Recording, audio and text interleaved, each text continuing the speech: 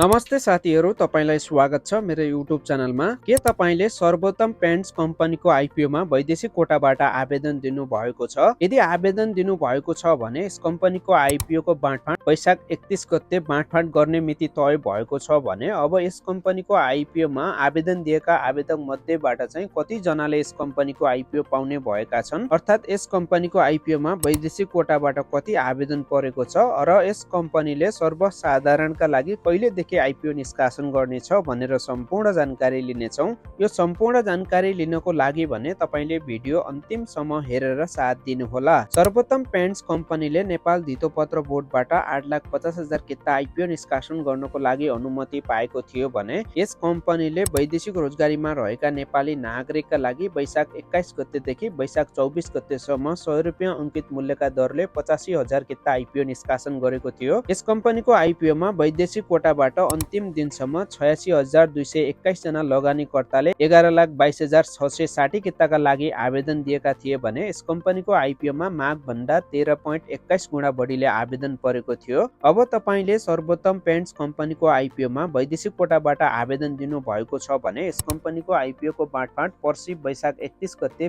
बिहीबार बाँडफाँड हुने भएको छ भने यस कम्पनीको आइपिओमा वैदेशिक कोटाबाट माग भन्दा धेरै आवेदन परेको हुँदा यस कम्पनीको आइपिओको बाँडफाँड गोला प्रथाद्वारा गरिने भएको छ भने वैदेशिक कोटाबाट आवेदन दिएका 86,221 जना मध्ये यस कम्पनीको आइपिओ 10 किताका दरले भने 8,500 जनाले पाउने भएका छन् भने बाँकी लगानीकर्ता झण्डै 77,721 जना लगानीकर्ताको भने यस कम्पनीको आइपिओबाट हात खाली हुने भएको छ। अब तपाईले वैदेशिक कोटाबाट सर्वोत्तम पेन्ट्स लिमिटेडको आइपिओमा आवेदन दिनु भएको छ भने तपाईले 10 किता आइपिओ पाउनको लागि भने 8,500 जना भित्र पर्नु पर्नेछ। अब वैदेशिक कोटाका लागि निष्कासन गरेको आइपिओको बाँडफाँड गरिसकेपछि सर्वोत्तम पेन्ट्स कम्पनीले सर्वसाधारणका लागि दोस्रो चरणमा आइपिओ निष्कासन गर्नेछ। दोस्रो चरणको आइपिओ निष्कासन गर्ने मिति सार्वजनिक गरेको खण्डमा भने म तपाईहरुलाई भिडियो मार्फत जानकारी दिने नै छु। हवस् त साथीहरु, आजको लागि यति नै। तपाईले जानकारी पाइसक्नु भयो सर्वोत्तम पेन्ट्स लिमिटेडको वैदेशिक कोटाको आइपिओको बाँडफाँडको मिति सार्वजनिक भएको बारे। यस कम्पनीको आइपिओको बाँडफाँड कहिले हुने भएको छ, वैदेशिक कोटाबाट यस कम्पनीको आइपिओमा कति आवेदन परेको छ, अर्थात् आवेदन दिएका आवेदक मध्येबाट चाहिँ